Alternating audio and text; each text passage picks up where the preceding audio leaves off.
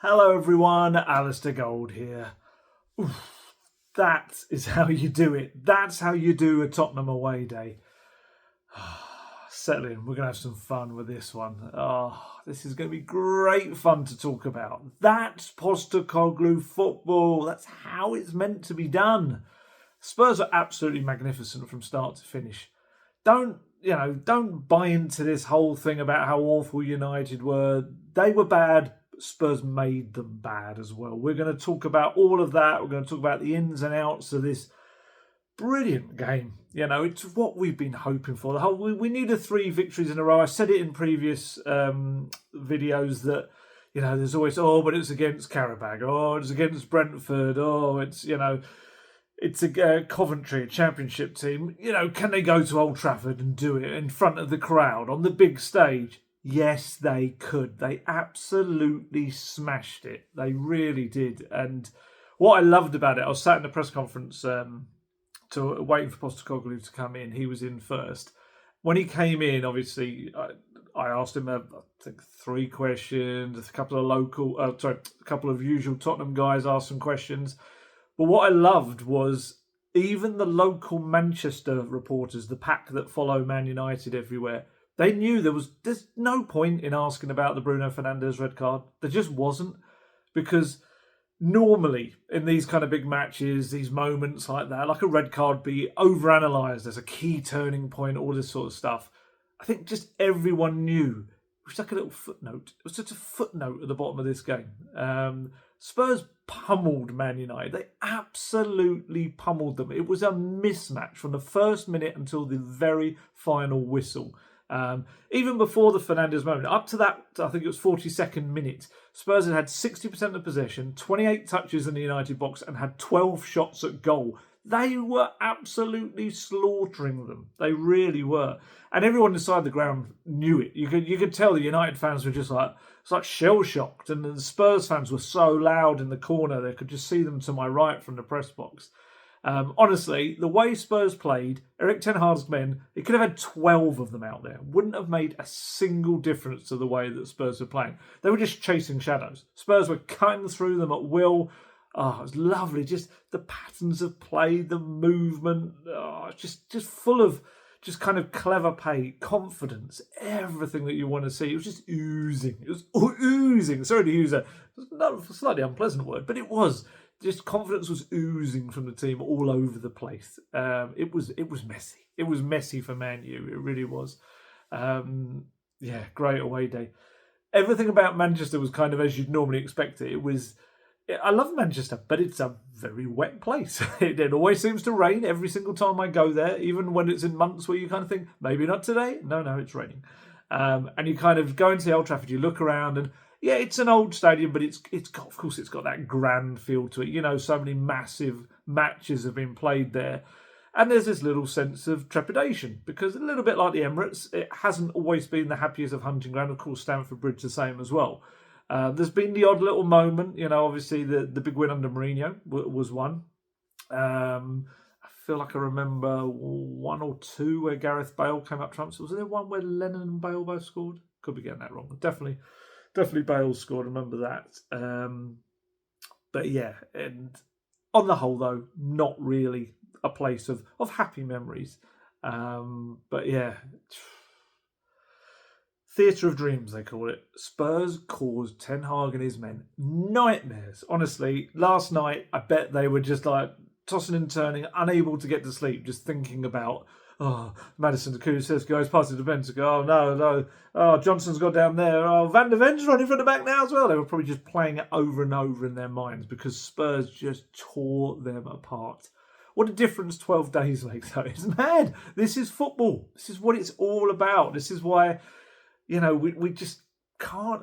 Well, we can. Of course we do. We're football fans and especially Tottenham Hotspur fans. But you've got to try not to let yourself get dragged into the depths because football changes so quickly. And I guess it's the other way. You can't get too carried away with something because, especially with Tottenham Hotspur, something's around the corner to give you a smack as you go around it. But, back-to-back defeats to Newcastle and Arsenal, where it was all doom and gloom, despite the fact that Spurs had played okay. There was definitely no kind of The actual performances weren't horrendous or awful. They weren't outclassed or outplayed or anything like that. You just couldn't put the ball in the net. But yet you just knew that word crisis, it was there waiting to be slipped into headlines. Fast forward a month, bang, 4 wins in a row. And like I said, outside of the walls of the club, people were writing Spurs off. The Coventry one was lucky. Brentford one, that's not one of the big clubs. Europa League, that was a chaotic win, that one. Yeah, that could have gone anywhere, that game. And so people saying, and I saw it in comments under my work. I probably had some comments along these lines under the last video. It's like, yeah. We'll see what it actually means when they go to Old Trafford, though. We'll see what they do at United. That's a whole. Can these players do this? These, average players, you get people call them and stuff. They're going to get shown up in these kind of games. And they just didn't. They were magnificent. And I love the fact that Brennan Johnson pointed to it afterwards. Postecoglou gave them this game plan and they absolutely executed it to perfection. A lot of it involved the United fullbacks, keeping them pinned high up in their own box, not only through the Spurs wingers, but also the Maddison Kulusevski, keeping them up there and occupied so they then couldn't support Rashford and Garnacho.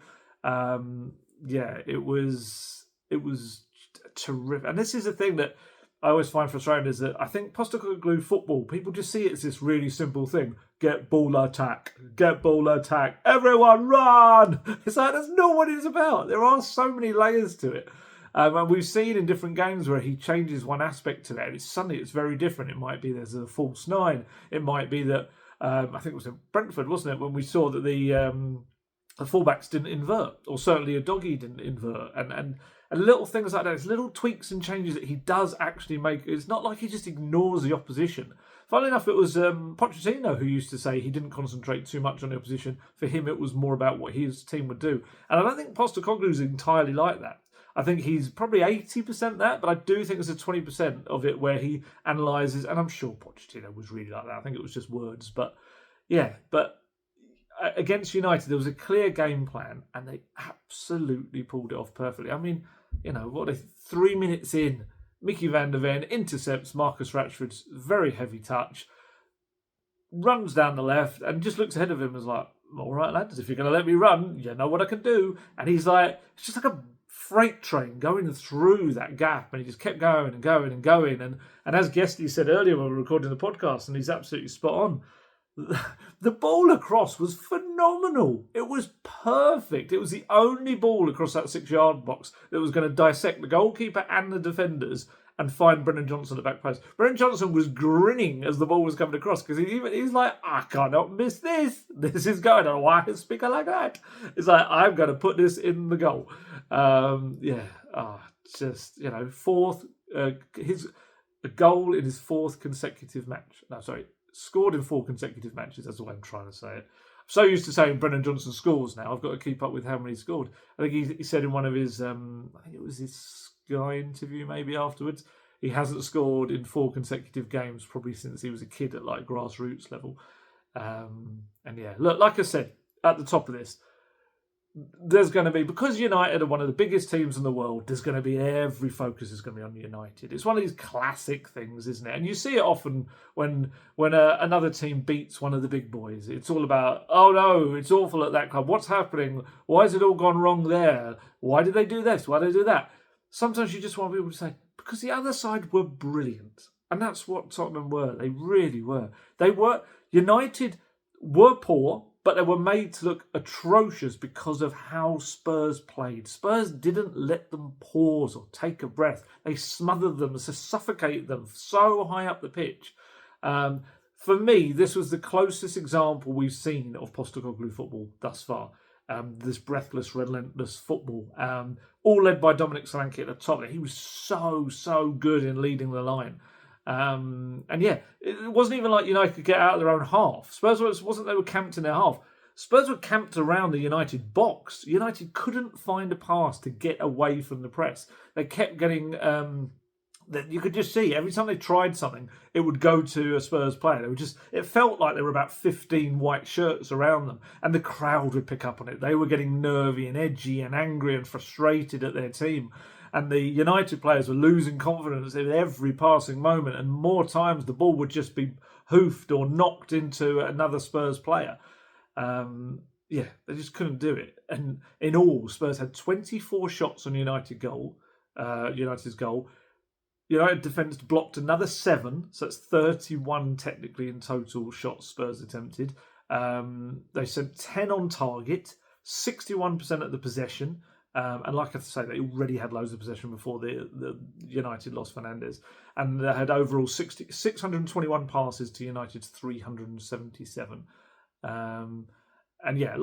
Yes, they had a man less in the second half, United, but the game was gone. They were never getting anywhere near it.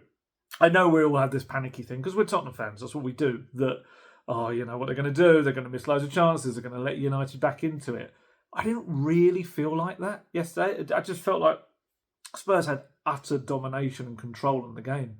And it was quite interesting that while he wasn't asked, in the press conference about the red card, Postecoglou was asked in a couple of, I think it was the Sky interview and maybe his club interview about the red card. And he said, it was a consequence of how Spurs were playing. And it's true. That's what it was. It was like a desperate lunge from Fernandes on James Maddison. I did think it was a little bit harsh. I did. I'm not going to just go in and go, it just totally deserved, because it wasn't. I did think it was a bit harsh. I wouldn't say it was because of the slip. That he definitely slipped, but I didn't feel like that was part of the challenge. It wasn't like, I've accidentally slipped and caught James Maddison. It was more he slipped and then was like, oh no, he's going to get past me, and like shoved out a leg. But I don't think it was a nasty studs up challenge. I think he was just trying to get out a leg to stop him. And when you kind of watch it in slow-mo, it doesn't even look like the studs catch him. But in the words of Brennan Johnson, you might have seen him doing it if you've watched some of the footage back. He's just shaking his head at Bruno Fernandes and going, stupid, stupid, stupid, like that. It was like, he's really funny in those moments, Brennan Johnson. He's one of those guys that I would love to look back at, like famous scenes through history, and you'd probably see Brennan Johnson in the background somewhere grinning or going like, because he just seems to get in the middle of moments and he finds them always highly amusing. The one I always go back to is, do you remember when Alejo Vilis got injured against Bournemouth for Spurs? Postecoglou was trying to get him to go down because he was just running around despite the fact his knee was absolutely wrecked. I think it was his knee. And the Bournemouth bench were going mad, like, you're telling him to go down and time waste and all that. And Postecoglou turned around and it was like this big thing. And amongst this kind of melee that started on the sideline, Brennan Johnson was just in the middle of it, just going like, what is this? I just love that. And that's kind of what he was doing in the whole Bruno Fernandes stuff. Just suddenly he's in the middle, just going to Bruno Fernandes, like, stupid, stupid, stupid, almost like a kid. And Fernandes, at first, you see him kind of go, what? And just like, that starts to kind of annoy him. And Fernandes claims that Maddison said afterwards that it wasn't a red card, he barely got him, kind of thing. Maddison obviously did go down from it. It's one of those where, let's be honest, and I'm sure Bruno Fernandes would be honest as well. If he's going down in that challenge, he's rolling all the way down the tunnel. Probably, we know he's a guy that how do we put it? He feels challenges quite heavily. Let's put it in that kind of way.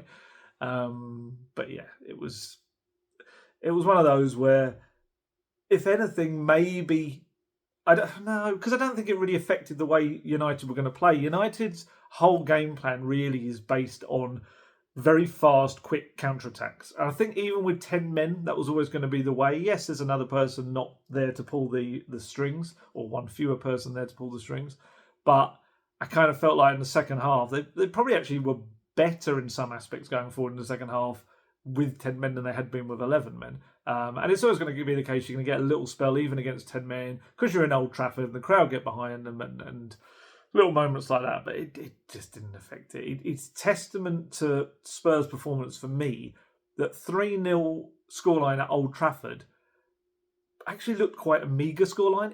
Could have been 6 or 7 or even 8. They had so many chances. And you could see, we know Postecoglou's like this. Even at 3-0 up, he was raging twice at Lucas Bergwall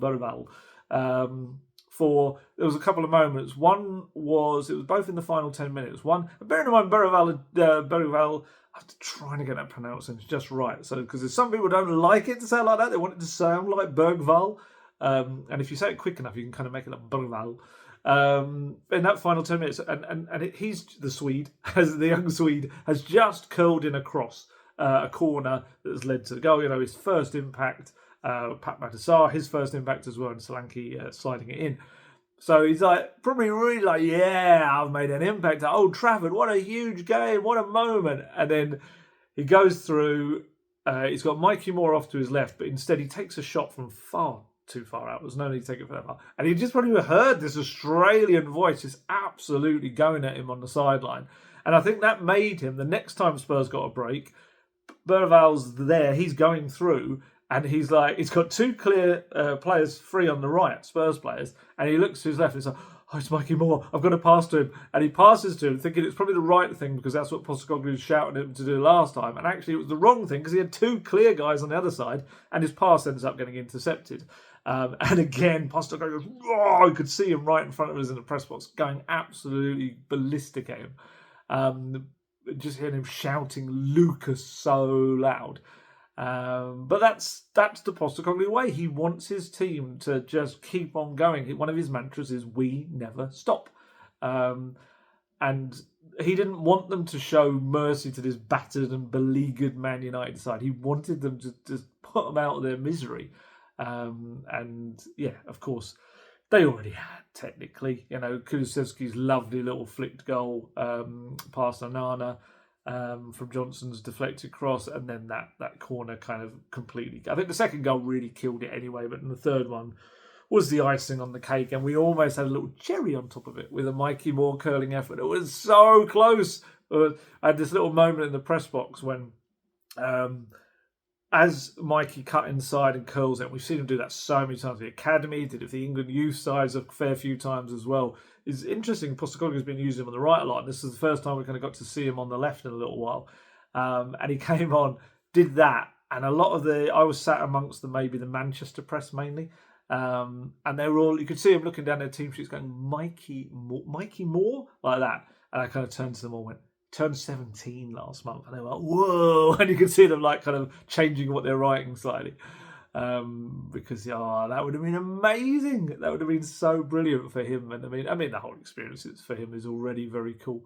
So yeah, Postecoglou wanted more goals. He did want more from them, but you could tell he was so happy with his team, and he kind of pointed to the fact that Spurs displays early this season have had dominance without the scoreline, and this was one where there was dominance and the scoreline. I mean, it was ridiculous dominance as well. And he said sometimes it's just the nature of football. We did have some fantastic chances that we probably should have put away, but the pleasing thing for me was that I just got a sense that the players weren't dwelling on it. They were just focused. Okay, let's go again and grab another one. And I think that's when it can become slightly frustrating. If we're kind of dwelling on or second-guessing ourselves, I think we had a little bit of that in the first 2 or 3 games of the season where we missed a lot of chances, and it just felt like we were getting more and more desperate with every missed chance. Whereas there was a real calmness about the lads today that, okay, we'll miss one, but let's go again and create another one. And I asked the first question, I think, just about the whole attitude of the players. And he said the lads were outstanding. I thought we showed real belief and conviction in our football today, and we're really aggressive in everything. Aggressive without the ball, aggressive with the ball, really positive in our intent, and a fantastic all-round performance. Yeah, and it was like I said about Brennan Johnson saying about they just followed the game plan to the letter. It's another experience and example, I think, for the players that, oh yeah, if we listen to that Australian chap, works out quite well. Maybe we should probably do a little bit more of this.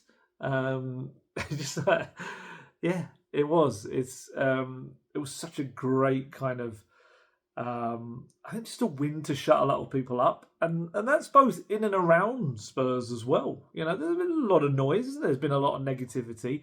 I think mainly it's for those who kind of doubt the whole Postecoglou thing as like a bit of a laugh. It's like, oh yeah, they're fun to watch, but that's about it. And then they go to United and absolutely destroy them. Look, we know how negativity works. So at some point, it could even be happening now. People are going to say, "Oh yeah, we only beat a rubbish United side," and that will come. That's what happens in football. The next time Spurs lose, it will get turned into, "Oh yeah, but look at who they beat. It was only blah blah blah and a rubbish United side." That's the way it works. People will turn things to kind of suit their argument, but we know.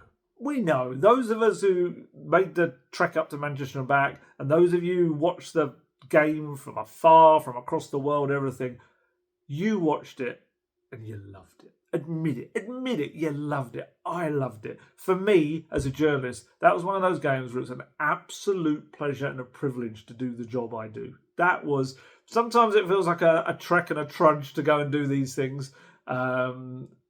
Days like that, it's just like, oh, that's what I got in it for. That is what I got in it for. I was even speaking to some of those who cover Spurs that don't support Spurs, and they were like, I'm absolutely buzzing. I'm absolutely buzzing about that result and the way Spurs played, because it's infectious, and you're witnessing something that isn't only great, kind of enjoyable football, but it was more to it. We're going to talk about that as well in a little minute. The defending, defending set pieces, all the things that they got criticised for yesterday. Fantastic, and they've shown that they can do that in a tough place against a big six team away from home. Again, one of these last little nagging doubts that were coming into things. Yeah, superb. It was really good, and he was. I actually felt his press conference afterwards, Postecoglou, was a little bit. I think we've had this before. I can't remember which game it was now, whether it was Brentford or whether it was the Everton game, where he was kind of downplaying it a bit. He loves to kind of always have control of this. I'm sorry to keep using the word narrative, but it's such a big thing in football, I find. But it was almost like Postecoglou wanted to try and get away from this narrative that, Spurs are this was a good performance, finally, after a bad start to the season. And I think he just wanted to get it out there that, as he keeps consistently saying, Spurs have played well.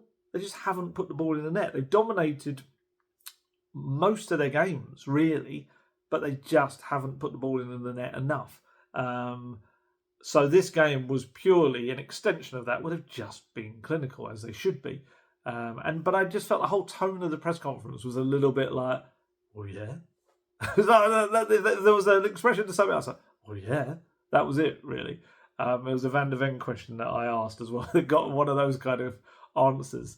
And he was really played as like, this isn't a statement win, and we've got quotes a little bit later that kind of go into that.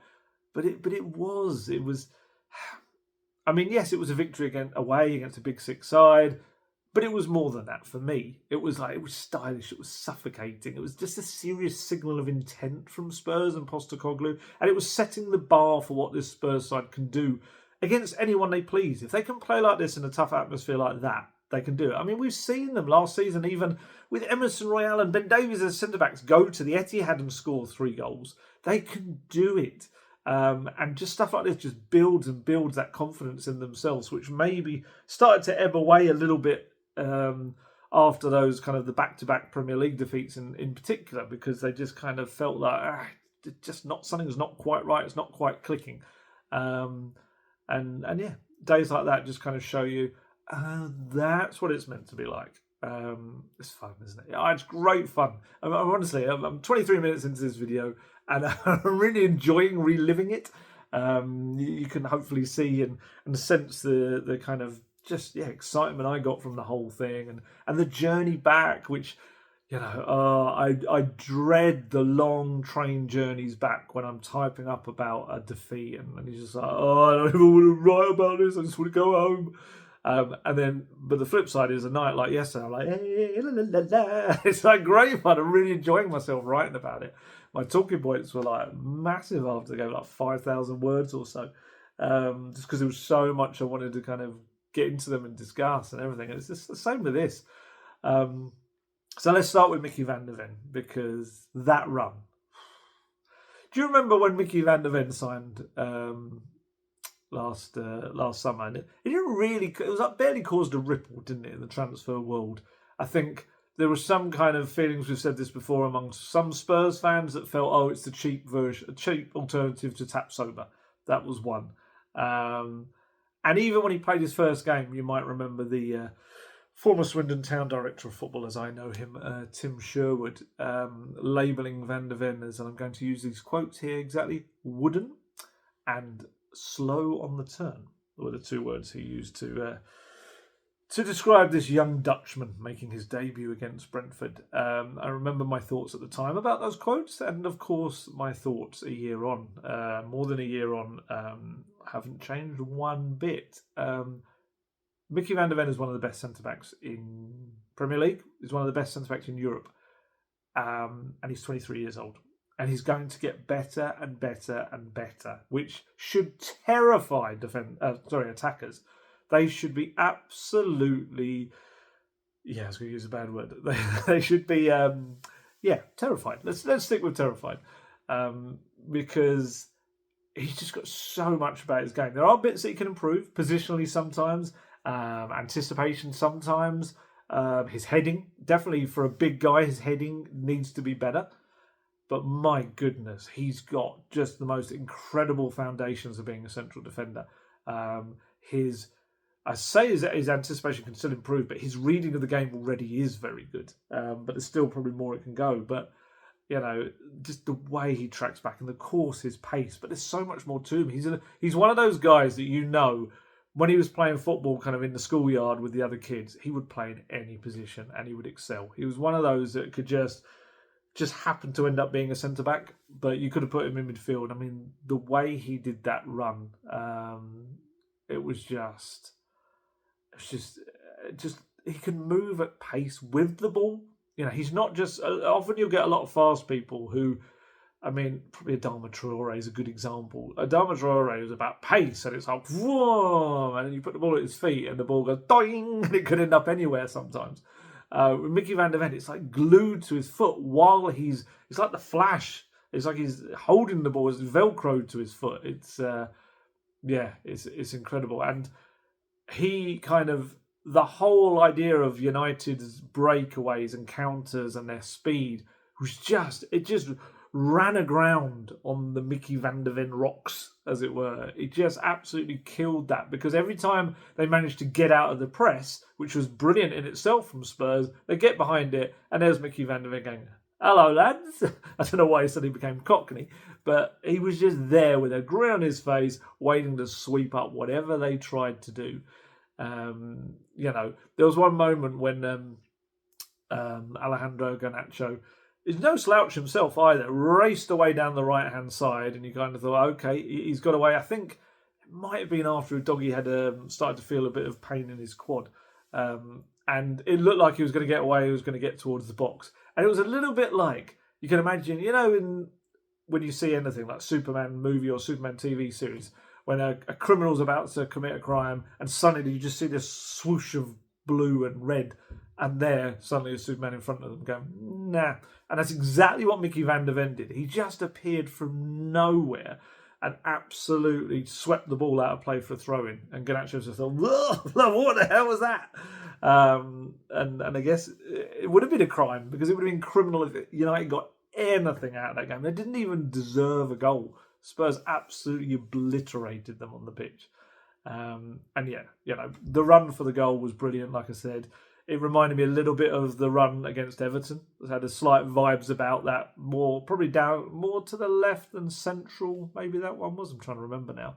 And obviously it was more of a layoff, a perfectly timed layoff to Sonny, whereas this was a beautiful ball across the box, the 6-yard box to Brennan Johnson. And yeah, perfect. And I said, didn't I asked Postecoglou, and the question about Van de Ven was, I just was like, what's it like to have a player who in one moment is mopping up everything at the back for you as a top centre-back, but in the next moment he's sprinted the length of the pitch and he's set up your attacker with an amazing kind of run and pass.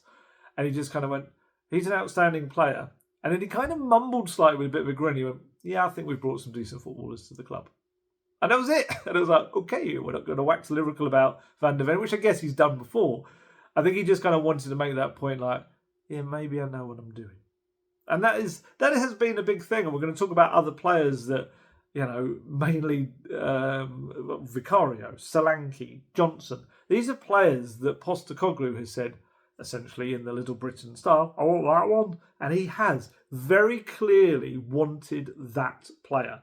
And we've said this enough times, but it's true. We all as fans go, back the manager, Spurs, back the manager. And then it's a bit like, oh, no, not back in with that one. I want that player. And it's a bit like, yeah, but the manager wants that one. And you said to back the manager. But I don't want that player.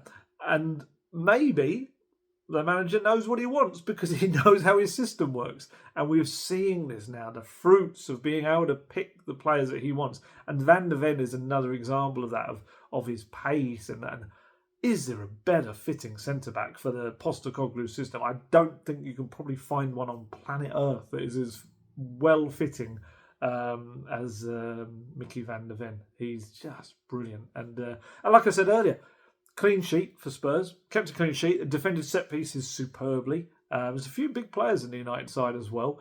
Again, credit to Nick Montgomery, who's been working with them not only on set pieces defensively, kept a clean sheet from that, but also set pieces attacking-wise. They scored from attacking set piece. All of this, next time there's the narrative comes up, that word narrative, oh, Spurs are rubbish at set pieces. It's like, well, no. It will just be that they happen to concede from a set piece. It's not part of a pattern because they've been defending them really well. And also, they never score attacking set pieces. They've just scored one. They've scored a couple this season already, 2 or 3, I think, already. And I thought Vicario was excellent yesterday. I thought his handling of the ball, he was very assured, very confident. And actually, while at the time, before the game, I was a bit like, this is the Thursday game, it's Karabag. It was a bit like, what you're picking Vicario that kind of, not Fraser Forster, that kind of makes a bit of a mockery of your choice to not put Jed Spence in the squad. But actually, Vicario was excellent on Thursday night. And you can see he kind of needed that game and to have a really good, strong, solid game to then take that into Sunday's match at Old Trafford. You could see he was very confident and very assured. And he is developing into a real leader. I told you before that he's been added to the leadership group as the fourth kind of man behind Son, Romero and Maddison. And yeah, you could definitely see that. There was two team huddles before the game. Before each half. First half, before the first whistle, Christian Romero was kind of talking. He was one of the main voices talking within the huddle. Spurs scored 3 minutes later. Second half time, there's another huddle. Vicario, I was watching him being the dominant voice within that huddle. Spurs score within 2-3 minutes of the second half starting. So the two of the leaders within the huddle really played their part. I'm sure Maddison was saying stuff as well. A big day from Vicario. He made a terrific close range save from Xerxes. Just at the moment when I just think, United didn't deserve it, but had they got it, it might have given them a foothold into the game, and it was really good. He actually made a really good save from Rashford, which was later called offside anyway. He was very good, and I thought Romero was excellent as well. I think this was said when Sonny was away at the Asian Cup earlier this year, that Romero really stepped up. Postecoglou told us that behind the scenes was very much like making sure everyone was okay, talking to everyone possible, and you could see that the way he was on the pitch. He was leading the back line, and he was using that aggression that, when it's channeled in the right way, is so important. It becomes such a kind of determined thing that inspires others around him. There was a big challenge, I think it was on Garnacho late in the game, when he just slammed straight into the ball. It just sets the tone. And he's also got this real desire to take the ball with him over the halfway line and just prod and probe for openings. He looks, is there a pass between the lines I can play? Honestly, watch him. That's his entire thing. He'd rather not send it out wide. His ideal pass is always between the lines, right in front of him, to a Kulusevski, to a Solanke, someone making that run in front of him, or the fullback inverting. Maybe Johnson's come inside, or Porro's come inside. He loves to play that kind of ball. And they're huge balls, huge passes. That sounded a bit weird. But I guess you've got to have that to play them as well. And it is about, it's just about breaking through compact lines. And he did that so well. 2 interceptions, 2 clearances, blocked 1 shot, made 1 tackle. And he also had that lovely overhead kind of, it was almost like more like a scissors kick that just went wide of the right-hand post, which, he pulls that off and everyone's raving about that. There were so many things that happened in the game yesterday. It's just that classic thing of, City done that, everyone would be raving about it. If Arsenal had played that football, everyone would be going mad about it. The patterns of play, the little triangles that Spurs were playing, the 1-2s were glorious. But yeah, it's Spurs, so maybe not as much is going to be made about it. But no, I was really impressed with Romero. He's a World Cup winner. He's a Copa America winner twice. He just brought all of the experience to a game like that. He was very, very good. And I loved... When Solanke scored, he had a real genuine delight for Solanke. You could see he really was so happy for him. And the way he ran over to him, and Porro as well. They were both so happy for Solanke. It's just another goal for Solanke, another big goal, but we're going to talk about him as well. Porro, just mentioned him. I thought he was very good. I think it helped, of course, he and Romero being fresh, having not played in midweek. That was massive for them. Porro was everywhere, and that extra energy, of course it's going to help him. At one end of the pitch, the defensive side, 1 tackle, 3 clearances and blocked 1 shot. He dealt well with Rashford, I felt, on the whole. Other than that one, but it was offside anyway, so he kind of done his job in holding the line. But then the other end of the pitch, 1 shot on target, 2 key passes, 1 dribble, just constantly going at them. And I felt on the other side, probably Destiny Udogie's best performance of the season so far. I thought, obviously he only played 45 minutes, but in that 45 minutes, he just had so much to it. Constantly raiding up and down. He had 2 lovely little link-ups with Kulusevski as well, who put him into the box. I think 1 he shot over, 1 was deflected over. And then he had that brilliant break up the pitch where he combined with Timo Werner, sprinted down the left, played it across to Kulusevski. Kulusevski played it to Brennan Johnson. Brennan Johnson hit the foot of the left-hand post. It was a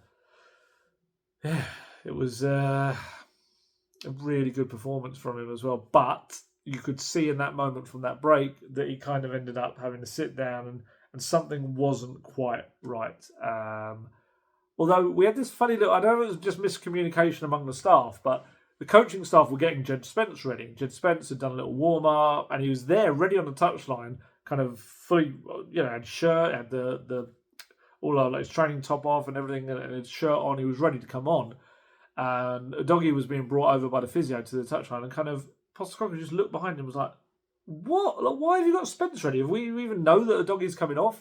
And Udogie just was like, no, I'm okay. I can keep going for a little while. It was a bit of a strange moment of miscommunication. I don't know where that came from.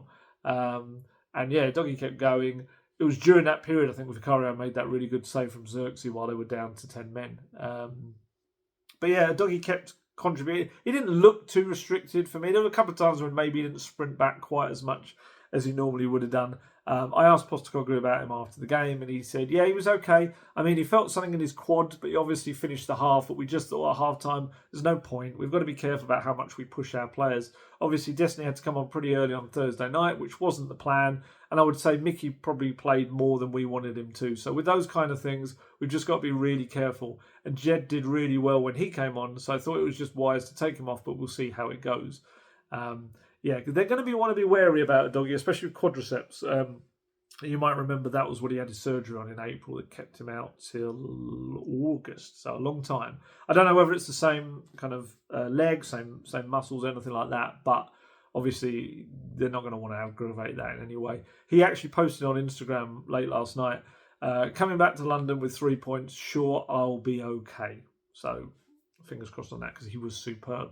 Although, also worth saying that Jed Spence was very good when he came on. I love it.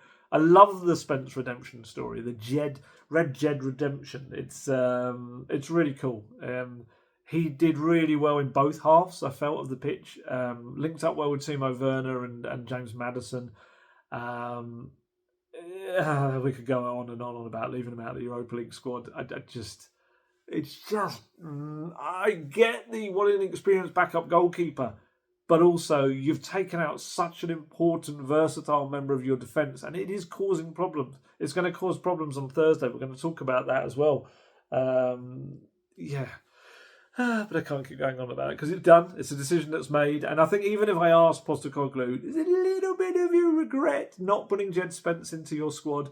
He would. I can't imagine in a million years he's going to go, you know what, Ali? You're right. No, I do, actually. I've made a right old mistake there. He's never going to. He's going to go down the track of, well, no, if Vicario got injured, I want an experienced goalkeeper to be able to come in and play. And that's what he'll stick to. But it is causing problems because they're losing defenders. And Spence can cover both sides, and that then opens up the likes of Ben Davies to play in the middle and even Archie Gray to play in the middle if required, which might end up being the case this Thursday.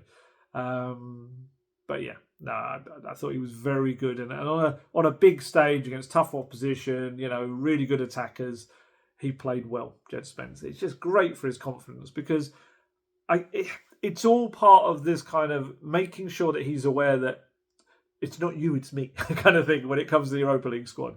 It's like, it's just an unfortunate thing with the numbers. It's the way the club have got themselves into this bit of a mess with it. But look, here you are. You're playing in this. You're on the bench ahead of Ben Davies. Ben Davies wasn't even on the bench at Old Trafford, but I'm putting you there, Jed, because you can play either side. Not me, Ange did, obviously.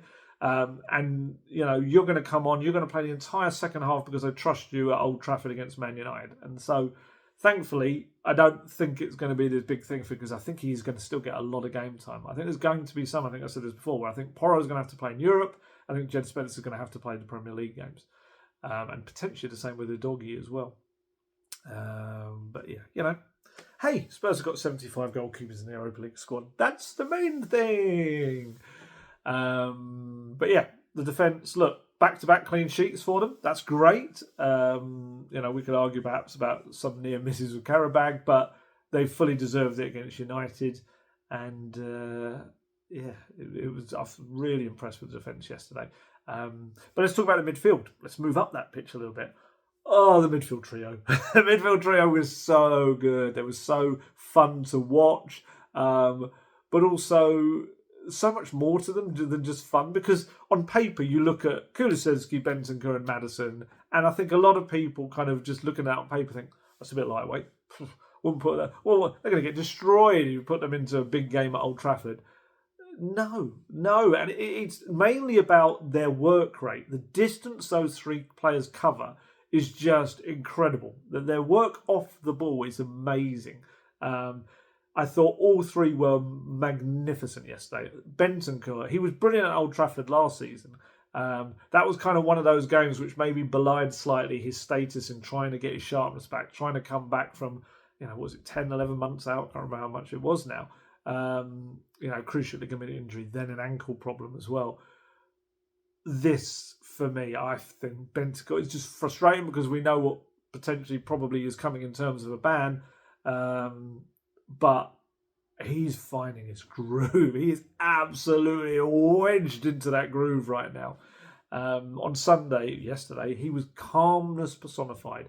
Every time anyone in a white shirt needed to look for someone to pass to, there was Rodrigo Bentancur and go, give me the ball. Don't worry. I got this. So just imagine wearing a t-shirt, stay calm and pass it to Rodrigo, because he was that good. He just could twist and turn and wriggle away, and he had a picture of where everyone was around him. So as soon as he got the ball, if he didn't want to turn away from someone, he just knew that he could pass it out to the side. The amount of times they got around the, let's be honest, quite lacklustre United press at times, and he was just right there at the centre of it, able to dictate the play. And the irony is that Yves Bissouma's kind of indiscretions and injury as well, the groin injury, have kind of allowed Bentancur to get this run that he really needed to cement the number 6 spot as his own right now. But actually, his own indiscretions are now going to take him back out of it, probably. Obviously, I've spoken to you, I don't want to like that, like a crazy, I've sort of asked the FA, and there's no timeline that they can give at this point, or certainly they're not going to give details of the timeline. That may be that it's coming soon, it may be that it's going to take a while. I said previously, I think slightly different, very different kind of circumstances, but the Dele Alli incident when he was at Spurs, and the whole coughing video thing. That took 3 months from charge to punishment being dealt out, but that was during the pandemic, and I think that was probably a big reason for that. So we'll find out. But of course, should be available for the Europa League if he is banned from Premier League games. And as Guesty keeps pointing out to me, he's also on, I think, 3 yellow cards. So he could end up picking up another suspension anyway with that. But yeah, he was superb. It's all about, I think, the fitness and having the confidence in his body again. And so does Maddison. Postecoglou's gone on about this, that for the best version of James Maddison, you need him to be unrestricted so that he can do everything he wants to do on and off the ball. And it's working for him. That's what you're getting. I think you're getting the best version of Maddison right now. And I really like what Kulusevski's doing to his game. He spoke about it last week, and we spoke about it in the video, that he's having to take more responsibility in a deeper role. And it's kind of showing a lot more to his game, adding a lot more to his game. And he's able to make a real impact further down the pitch. But he's got the fitness to then be in the box in the next moment. And Kulusevski was asked about him afterwards, and he said he's playing really good right now. He scored the goal last week. That helps him a lot. We've got to all keep playing good, everybody, because the quality's there. We just need to be mentally strong. And I think that's a word that you can really use with Kulusevski as well. It just sum him up, really, because he's a guy that absolutely flogs himself on the training pitch. He does. He told me before, I love pain. I love to suffer. And it was a great little line. I didn't take it down, but it was in his club interview yesterday where he said, I work on the training pitch so that I never have to stop in a game. That I can still be as fit and fresh and energetic at the end of a game as I am at the start. And he said, and then that puts the onus on the defenders and the opposition. Can you do that? Can you keep up with me? Can you match me in those final minutes? I love his attitude so much. I love interviewing Decky. Done it a number of times now. And he is the most genuine, interesting. He's just got this amazing way of speaking. It's like, it's confident without being arrogant. And he kind of will suddenly just end a sentence because he's made a real point. And it's like, that's where I'm ending now. And yeah, he's great. And his interviews after the game were really good as well. And bearing in mind, he came to Spurs, had a lot of success as a right winger. Those immediate kind of stats and goals and assists and things he was building up were kind of among the best in Europe for players in that position. But he kind of always felt to himself that that wasn't really his role. He was playing it because managers wanted to fit him into their system, but actually he always felt like he was a number 10 who could come a little bit deeper than that. And in a way, it's thanks to James Maddison that he's there, because James Maddison was out injured. Kulusevski's come back to fill that role a few times last season. Postecoglou's looked at it and thought, yeah, do you know what? He can kind of do the job. And then I think there's been this interesting other little kind of development this summer when in the pre-season he was playing as a false nine, and that showed Postecoglou even more, look how good he is centrally in and around the box as well. And he has been Spurs' best player of the season for me. He's absolutely phenomenal. And I really felt it was interesting, again, in his club interview, he mentioned about how he's become a dad, and that he feels like the extra responsibility he's taken on off the pitch now, being a dad to his little girl Leonie, he's kind of weirdly has kind of come into his game in football as well. Is he doesn't see football now as what can I do for me? What can I need to do in this situation? He's now seeing it as what can I do for the others? And there's a good little quote kind of got coming up about his defending stuff, so I'm going to save that for that. But yeah, I love the link between the responsibility at home as a dad and bringing that extra responsibility and understanding that he needs to be there for others on the pitch. Very interesting little kind of, he's a clever guy. I love the way he links everything. But yeah, this stat was mind-blowing. When I looked him up after the game, I always go down, I use Who Scored to look at the various stats for players and everything. And I'm going down the key passes for players. And I'm like, okay, 1, 2, 2, 1, 1, 1. 9, and it's like, it was Decky. Decky had 9. That is the same number as all of his Tottenham teammates combined, and it was the same as the entire United team could produce. 9 key passes. And I watched back some of the highlights last night, and he's just like, everyone's like, oh yeah, Decky played that through. Decky played that through. Decky put the ball through to him to hit that. Decky did that. It's just, he's a remarkable player with this incredible creative eye for a pass. And again, a bit like the Bentancur radar, he can sense players running around him as well. I feel like this is going to be the making of him in terms of everyone realising how good Dejan Kulusevski is. And he also did a bit of a different celebration. He did the heart and then he did an L, which wasn't to call everyone a loser. It was to Leonie, his daughter, who we mentioned earlier. And he was asked about playing in this position after the game. And of course, the finish for his goal was beautiful. You got to watch it back and it's like, it's the only thing he can do to just kind of lift it past Onana. It's a lovely improvisation as well, because he was expecting a low ball from Johnson and it deflects up. It's just fantastic. So on his position, after the game, he said, this is my position. And I grew a lot because now I can defend. Before, maybe I didn't defend as much, and that was why I didn't play in the midfield. But now I'm growing as a player, and then I can play to my strengths. I'm best in the middle. I can score goals. I can find good passes. And then I play with Maddison, who's unbelievable with the ball. We have Bentancur, who when he plays like this, is an unbelievable player. So it looks offensive on paper, but right now it's working really good. And I love that. I love the fact he's not saying, this is where I always wanted to play. It's just they didn't play me here. It's their fault. He's saying, I wasn't good enough defensively to play here. He's putting it on himself.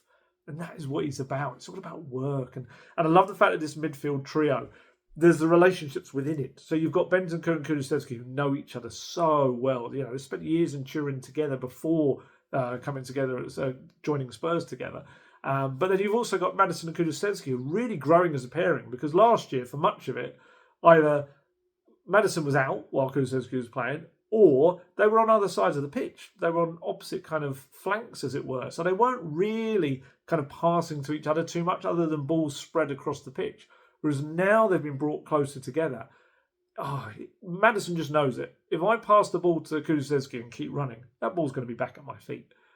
So many times we saw that moment yesterday at Old Trafford, where Maddison plays the ball. Kulusevski sees a beautiful backheel flick into his path, and he tries to lift it over Onana, a bit like his goal against Brentford, but it hits Onana's shoulder and it goes over, or it goes wide. I think it did, or maybe it just went across. It doesn't matter.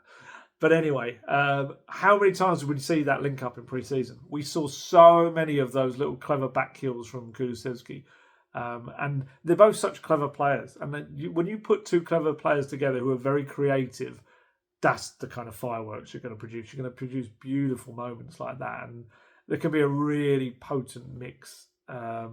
Postecoglou said afterwards, it works between them because I think they're both really good, intelligent footballers. The way we play suits their characteristics because Madders does so much damage with the ball and Decky does so much damage with his running. It's a good balance for us in that attacking third, and they also had to show good discipline today because we knew that the main threat Man United have is in the transition. You know, they're pretty lethal with the front guys so we really wanted to make sure we locked them in today, and that was the fullbacks and for Madders and Decky to be really disciplined in their football. They're both really going well and working really hard and improving.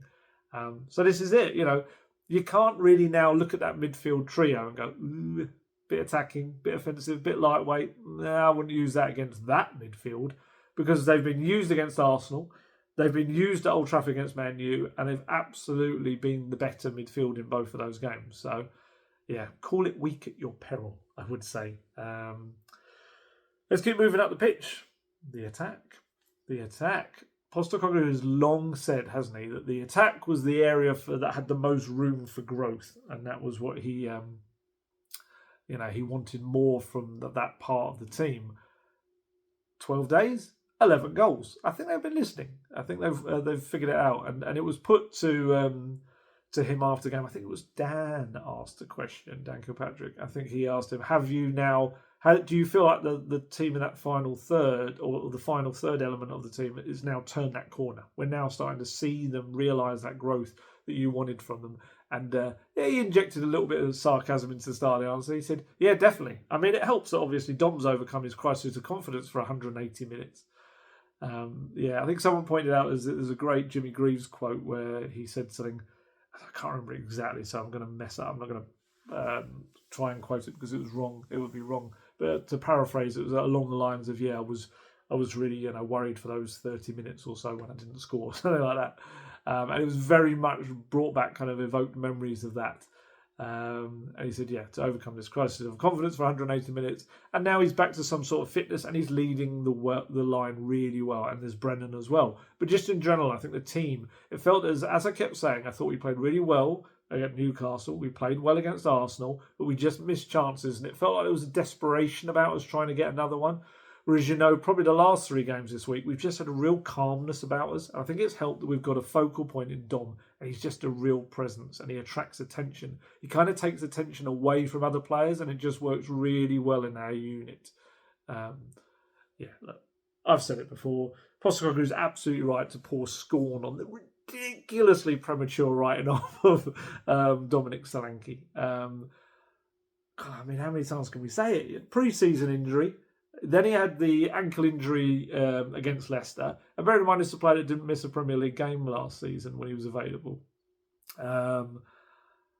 He started the season having played like 1 game in 7 weeks or whatever it was. And he's now got 3 goals in 3 games, scored in 3 consecutive games. And it's not even like he's had a load of chances to feast upon. He's been pretty clinical, really. His goal was a real poacher's goal. He had another one actually later on when he, I can't remember who passed to him. It might have been a Porro ball over the top. My brain would say Decky because it probably was him, but I feel like Porro played a really nice ball over the top. It might have been to him, and that Onana made a save with his toe, and that could have been a second, but I wouldn't say that chances galore are falling to him, and I think that will come. I think his Spurs teammates are going to get to know his runs, his movement. They're going to find him so much more. And say it again, as I've said before, I think he'll get more than the 21 goals he got last season for Bournemouth. And look, I kind of started down this thread before, but this was another game that just showed you why. At the start of the summer, Postecoglou went, Solanke. Solanke's the big fish I want this summer. Reel him in. Going to take a little while because Bournemouth had no real intention to let him go. There was some kind of release clause, but I'm trying to remember. I often mix it up with the Eze one, whether it was one where you had to pay so much of it up front, which, as we've discussed before, isn't really something clubs do, paying that huge kind of amount all in one go. But in the end, they kind of ended up finding a structured deal that covered the same rough amount of money. And he just knew that this was a system that Solanke was going to play in as if he was born into it. And so it's proved. He never stops running or pressing. And he is a bit of a machine, even if he admits he's not at his fittest yet. It's quite scary. It's what is it going to be like? What he's just going to be like kind of some kind of pesky fly that's just going to bother the opposition defence constantly. Just watch his part in the Spurs' second goal, honestly. He uses his strength. I think it's Romero boots it up. It does a clearance. Solanke uses his strength to hold off a midfielder, I think it is, and then he heads the ball down the flank.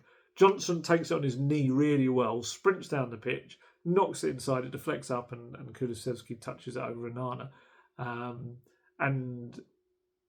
He's this kind of rare breed of striker in that he's a poacher that scores goals. We saw that with the goal yesterday, and as I've said, 73 goals across the past 4 seasons.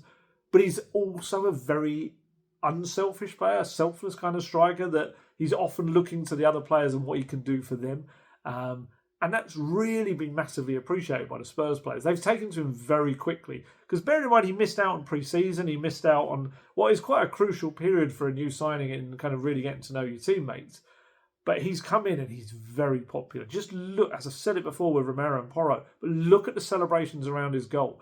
Yes, there's a kind of it's our third goal, it's great. But a lot of it is very personalised towards Solanke. There's a real kind of happiness for him. And I think it is because he does so much for the team. His movement, his hold-up play, the runs that he'll make, even when he knows it's not going to lead to anything for him, but it's going to draw 1 or 2 players away and give space to others to run into. And that pressing causes panic in the opposition defence, and his teammates will often be the ones to profit because the ball will end up with them. Kulusevski said afterwards about him, he's impressed me a lot with his work rate, especially. He's a great guy. He's making a lot of things much easier for us. And when he scores goals, of course, that's the best thing. I'm so happy for Solanke because he was given no time. Look, we know that sometimes when, as a football fan, you don't want a player, or it can be a manager, you give them less time. There's less patience. There's less understanding of little things and bits and pieces they're going through. Because you're always in the back of your mind thinking, but I wanted that player or that manager. And it's like this weird subconscious thing where you give them less time. And I hope that over this little period that some of the people that maybe doubted why Postecoglou wanted Solanke will be like, yeah, okay, no, I get it. And then maybe if he does go through a couple of games where he doesn't score or he has a bad miss or something, they won't immediately revert to, oh, that's why I wanted that other player. They'll think, okay, all right, he's missed one, but he'll probably score in the next one and things like that. We'll see. It doesn't always work like that. The other thing I obviously have to touch on, and because it's just incredibly unnecessary, was the chant around him. Spurs away fans, you hear me praise them week in, week out, but every week that they are on the road with Spurs because they're brilliant. They're so noisy, they're fantastic. And at Old Trafford yesterday, they were all you could hear. There's a chant about Solanke right now. I didn't hear all of it. I could hear that they were singing something about Solanke, but I couldn't hear the second half of it.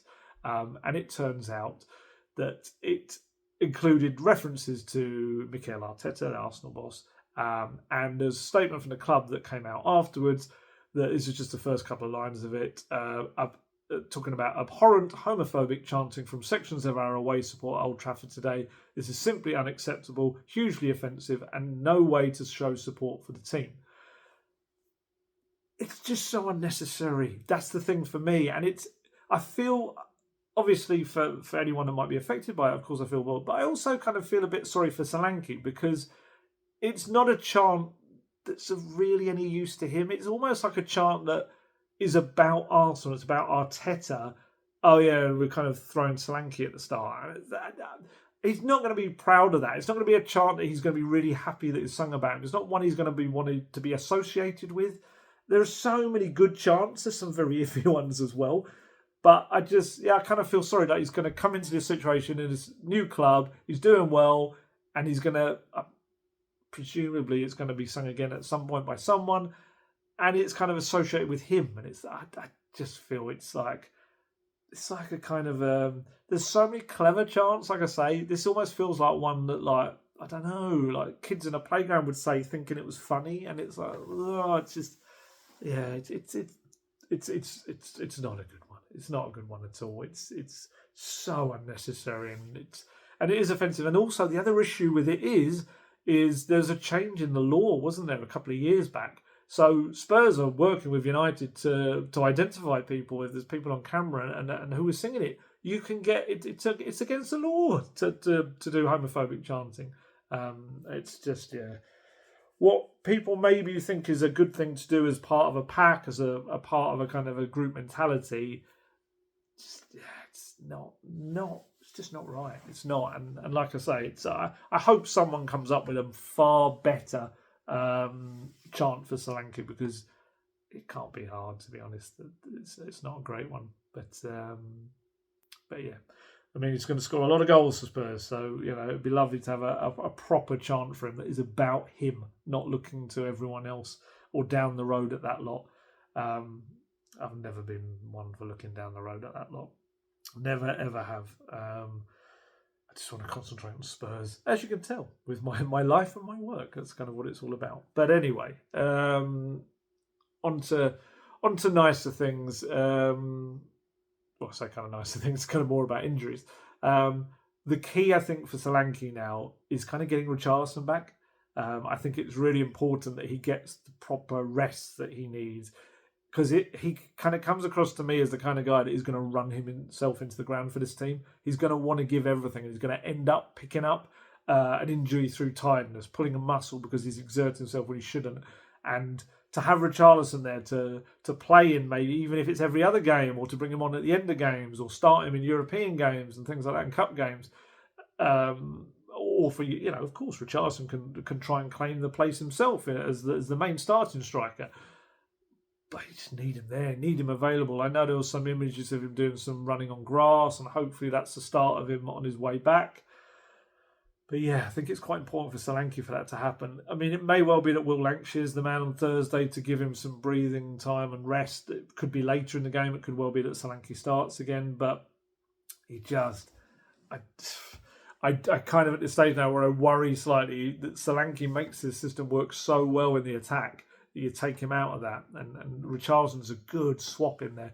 Lankshire may well end up being it. He's obviously 19 and very unproven at this point. But that's, I guess, what hopefully some of these European games ahead will give him the chance to get some of that experience. But yeah, so the whole Solanke thing, love a narrative buster. That was one of them. And of course, Brennan Johnson was the other. Yeah, I do love it. As I said about Udogie, I think this was probably, I think Udogie's was best of the season so far. I'd say that was Brennan Johnson's best performance in a Spurs shirt so far, because I think because of the occasion, a goal, kind of an assist. I don't think he's going to get the assist because of the deflection, annoyingly. Certainly on who scored, he didn't have it. But I just thought the way he kind of went at them, he's got this confidence. I've called for it in so many of these videos and in my writing that I want him to go at his man. Just go at him. Go, fly past him. And that was what he did time and time again. Put one lovely ball across that was like an inch away from Werner. It was cleared at the last second by the United defender. And obviously he hit the post. Yeah, I think he had another effort as well. And he's just absolutely flying right now. And defensive work as well. His defensive work was great. He kept coming back to help out Porro. But it's just the work he's doing. Postecoglou's spoken about the work that he's been doing off the pitch. And you can see it because he's there at the back post. Every time someone gets down the left, Johnson is there at the back post ready to mop up. Or if they're breaking through the middle, Johnson is there alongside them waiting for the pass. And he's kind of almost perfected that shot inside the left-hand post now. Obviously the one that hit the post wasn't quite right. But 4 goals, 4 games. He's very quietly become Tottenham's top scorer. he's gone out in the lead there. It's him and then Solanke with 3, Sonny with 2. I love the fact that just across from us you could see his family in the press box. David Johnson, obviously a decent striker in his own right back in the day. They were watching very proudly on. You could see the contrast in behind them. I think it was 2 rows back. You had Wayne Rooney and John O'Shea just watching, kind of leaden-faced at the game, not impressed at all. And you had Brennan Johnson's family just absolutely loving what they were seeing. They turning to each other and smiling. And Guesty told me, I didn't see it because obviously I couldn't. We weren't seeing that on our screen, but apparently just David Johnson's dad just had the biggest grin on his face after Johnson scored, which is lovely, especially after everything that's happened recently. But yeah, defensively as well, 1 tackle, 1 interception and 1 clearance. And he just kept kind of leading the United attacks when he was tracking them back into areas where they couldn't really do anything. A lot of that maybe kind of would go unnoticed. It's just great. It's just great. Maybe the trick is for everyone just to deactivate their social media accounts. Maybe that's what it is. Maybe that is the key. Kulusevski thinks it could be. He said Brennan's been unbelievable. But that's a good thing that he's off social media because social media is overrated, I think. He can focus on the right things to play football. 4 games, 4 goals. It's unbelievable. Today he scored twice. He hit the post 1 time, but he's been doing really good and he's a really good guy, a young guy, and we need him. We need him to perform like this every game and we're here to support it. And he was asked whether Johnson's £50 million transfer fee was kind of weighed on him at such a young age. And he said, I think it's so much that can weigh down on you as a player because millions of people have opinions on you every day. But the important thing is don't listen to anybody. Just be with your family and trust in yourself and work hard. Then nothing can stop you. I think every player goes through these tough times and you just have to go through it because you need to learn. Sometimes you're questioning everything, but you just have to forget and remember why you started and remember who you are and where you want to go. That's what I'm doing right now. And one of those players I think going through that kind of period right now is Timo Werner. It's some big shoes to fill, obviously, yesterday coming in for Sonny, especially after struggling against Coventry in the Carabao Cup. I got a sense that potentially he was coming into the team, and I understood it. I knew it was going to cause the usual social media fume, of course, but I understood it because putting Werner there, it kept the system as it needed to be. It keeps that midfield trio doing exactly what you want them to do. It keeps two fast wingers up there and pinning back the fullbacks. So I get it. I understood it kind of to that degree. Obviously, we know he struggled against Coventry and he's kind of having some confidence issues. But in essence, if you could get him to do what he can do, the basics, the foundations, which is run fast, run past your man, track back, work hard, but also get up there and put the ball across, then that was kind of half of the battle done. And this isn't going to go down well with some people. Other than those 3 moments, we're going to talk about those 3 moments because they are still important and key, and they are, of course, the main kind of quantifying of his performance. I actually thought Timo Werner did pretty well. I did, and I'm going to have people in the comments going, "Oh, you what? Timo Werner rubbish." But I actually think a lot of what he did was what Spurs needed. He got past his man. His 2 dribbles were only Solanke, and he had 2 dribbles on the Spurs team. That was the most of any players. He got past his man, put 3 crosses into the box. He doesn't follow up other than that one time when the ball was swiped away from him just as he was about to put Johnson's one in. That's also, I think, down to a lack of confidence. He doesn't get into that back post enough, but he defended really well. He kept coming back to help Udogie. He played his part, and actually played well against Man United at Old Trafford last season. I think it was his debut. Did well. He set up Bentancur for the goal that day. But, of course, you cannot get away from these 3 key moments. 2 of them were him getting sent clear by Kulusevski. First one, it's very easy for me from the outside to go, this is what I would have done. But I kind of felt like in the pace he was going at, and the fact that Onana had come out was kind of like jostling on each feet, I would have probably kept going and rounded the keeper. But he tried to turn his body to, it just didn't work. And Onana's legs, it got hit. It's one of those where on another day, there's a bit of luck and it goes between Onana's legs and goes straight into the goal. Second time was just a poor shot. It was just a really weak shot that didn't really trouble Onana at all. Then we had this third occasion when he did brilliantly, Werner. He ran a good 3/4 of the length of the pitch, got straight up to the opposition area on the left-hand side of it. Other players had got up there. I think definitely Johnson was at the back post. Maddison, I cannot remember the other one, maybe Solanke. And he managed to pull it back kind of behind all of them. And it was such a shame because he'd done so well.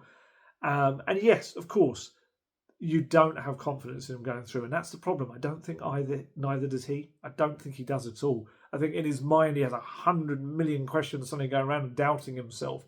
It's one of those where you just kind of want a sports psychologist to grab him and just say, look at these videos of you at RB Leipzig. Look what you used to do. You were scoring like 30, 35 goals a season, man. You've got it in you. Don't doubt yourself so much. But I just think he's been pummeled over recent years by these kind of feelings of doubt about himself. And it comes out in these moments. And ultimately, yes, they're the key moments. Those moments he needs to be putting that away in the net. But I would say that it doesn't mean that he's of no use to the team whatsoever. I think he played a big part still yesterday. And the key, it's just one of those, a little bit like what's happened with Brennan Johnson. Just needs something to click, just some little moment, and suddenly everything restores to you. All your confidence comes back. And I think even if it goes off, Timo Werner's backside and into the net, or it is a shot that goes through the keeper's legs or something, I think he's going to get a fair bit of football now. I think he's going to probably play, you'd imagine, in the Europa League on Thursday night, and we'll see with Sonny and whether he may end up playing at Brighton as well. Especially with Brighton's high line, you're probably going to want his pace if Sonny is not available. Just needs something to fall his way. I feel sorry for him because, he does everything. He tries so hard. He works so hard. just his confidence, absolutely devoid of it and belief in himself. I still think he's got parts to play this season. I still think he's going to have some moments where we'll be like, thank goodness Timo was there. I do believe that. I think he's going to become the figure of fun and scapegoat. But I think there'll be some moment when we'll be really thankful for Timo Werner. And there were elements of yesterday where that was the case as well, because I thought he played well. So I gave him a 7 in my player ratings. And some, got the usual understandable comments from people that didn't understand that or didn't believe that was true. But I actually felt like I was just taking off points for those 3 moments. I'm not saying he was going to be the 10, but I didn't feel like he deserved less than a 7 because I thought he worked so hard and did a lot of good stuff for the team as well. And of course, Mikey Moore came on. And I know there's some people that want Mikey to be starting games week in, week out. As I said earlier, he turned 17 last month. He's so young. You need to bring him through gradually. You need to get him bits and more game time. I think kind of what happened with the way the game panned out on Thursday did stuff it a bit for him, the early sending off. I think he would have come on a lot earlier, and I'm really fingers crossed that he gets a lot more game time this Thursday in Budapest. Who knows? Might even start the game. You never know. That would be amazing. But he needs to be kind of brought through a little bit slowly. Being able to bring him on in the final, whatever it was, 15 minutes, maybe less than that, perhaps.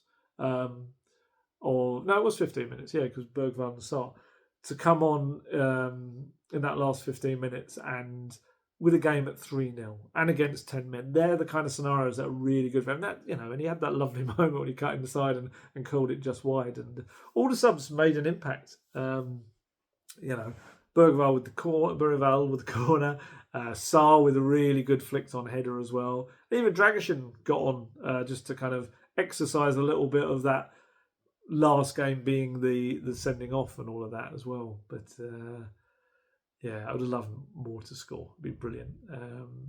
He's going to start matches this season at some point. I feel he will, but it's about doing it at the right kind of pace and not destroying his confidence as well, and stuttering his development, stuttering the development. That was the word I was looking for. And he had a lovely moment, actually, Mikey, after the game in front of the fans. The travelling fans were really good with him, and he went over and they were singing his name, he was applauding them. It was very, very nice. Brilliant experience for him to be playing at Old Trafford, a big game like that and have a moment like that where he's almost scoring as well. And it's all part of his football education. It's terrific. So up next we've got Ferencváros. Guess he tells me I've got to do the C as a ch. Ferencváros, and then Brighton, who are going to give Spurs a run for the money in the high line stakes. They very much sit on that halfway line. This game could end up being played in the centre circle with all the players around it like they're doing a minute silence, but that's actually them playing football. It's going to be a crazy. I mean, it was 4-2 last time, wasn't it, at the Amex? This one could be hopefully 4-2 in the other direction, but Spurs have just got to keep the confidence going. Postecoglou, though, was not afterwards accepting it as a statement win at all. And bearing in mind also they did it without Sonny. That was a big thing, to go there and do it without your star player. That was massive. And also, I don't think that's something to say like, they did it without Sonny. It's more something to say like that Sonny now doesn't have to feel like he has to run himself into the ground for the team. That he can believe that he can, if he needs to rest, he needs time out, he can trust that the other players are going to absolutely perform in his absence. So, on a statement win, Postecoglou said, no, not really. I know people are still not convinced, but like I said, I just keep relying on what I see and what I believe in terms of the kind of football you want to play. And when we're not affected too much by disruption and injuries as we were last year, I still think home or away we're a good football team.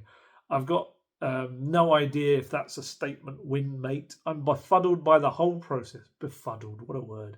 I'm befuddled by the whole process. I guess people don't see what I see, which is, it's fair enough. I mean, everyone's got their own sort of view of things. But like I said, I don't think there's been a game this year in the Premier League. I mean, if you've really watched us, and I suspect a lot of people don't watch us, where we've been outplayed or we've looked all at sea. It's just that we haven't killed off games like we should have. Now we've got Dom in the team. He's finding some fitness and form, and Brennan. But even guys like Madders now and Decky are giving us some real edge in that front third. But for us, nothing changes. We've just got to keep doing what we're doing. There's still a lot of improvement to do in many areas, but the good thing about the group is they want to keep improving. I think some of that was maybe aimed at Jamie Carragher. I think Jamie Carragher did a little bit of a hit piece in the week, didn't he? He's like, oh, they're really entertaining, but that'll be it with Spurs. And I think this was kind of a day that was like, oh, really? Oh, really? Is that it? Is that it, Jamie? Is that kind of one of those things, wasn't it? But maybe do that in an Australian accent.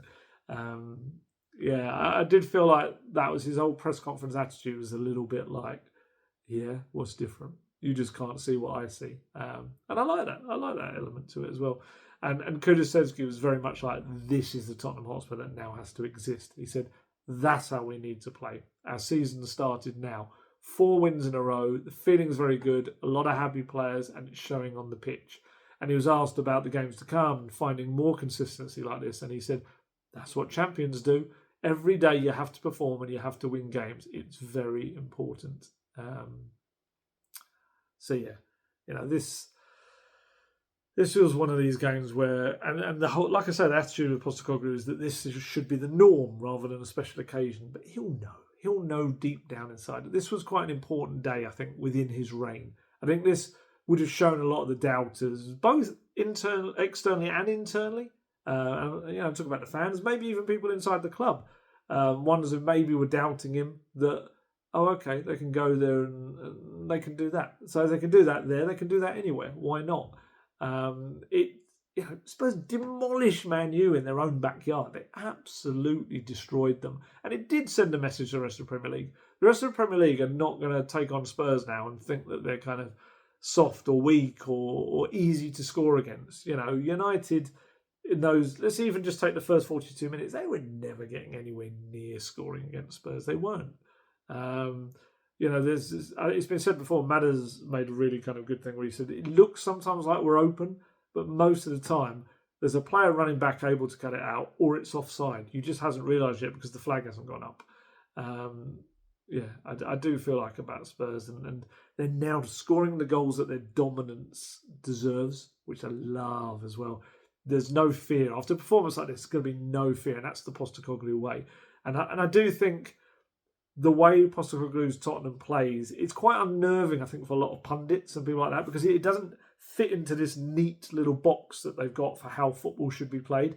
But you kind of think they should have learned their lessons. Like, you get someone like Pep Guardiola. Pep Guardiola came and revolutionised a lot of what football was in the Premier League, and a lot of other clubs then kind of copy what he was doing. He didn't fit into this neat little box. And I'm not comparing Postecoglou and Guardiola, but what I am saying is, don't close your minds off to a style of football that you think like, oh, it doesn't like that, it doesn't do this, it doesn't do what we're used to. Just because it doesn't fit within your little kind of parameters or box doesn't mean it doesn't work. Spurs have tried so many other different ways. Why is this not the way that's going to... You've got to... Actually, it's Postecoglou's own words. You've got to change it for change's sake. You've got to do something different because what was happening before didn't work. Tottenham need to try something different. This is what we've been kind of going on about for so long. And like I say, this was the closest version, I think, of the Postecoglou Tottenham Hotspur that we've had thus far. And, long may it continue, because it was something to behold. It was glorious. It was a great day out in Manchester. And now we want more of this. And we know what they can do. They set the bar very high now.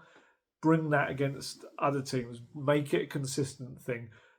Obviously, injuries have not helped. There's some really annoying injuries across the squad that hopefully players kind of come back in the weeks ahead and allow a bit more rotation so these players don't get tired and that dips. But yeah, that was good. That was really good fun. And now we head off to Budapest. I'm heading off on Wednesday morning with an offensively early flight, a very, very early flight to get there. To make sure I'm there to cover the press conference and open training as well. They're always fun because unlike the ones over here, you only see 15 minutes. When you're abroad, you can sit and watch the whole session. I think. Oh, I'm just trying to remember. No, maybe not. Maybe I'm mixing that up. But open training when you're on the tours, you can watch the whole thing.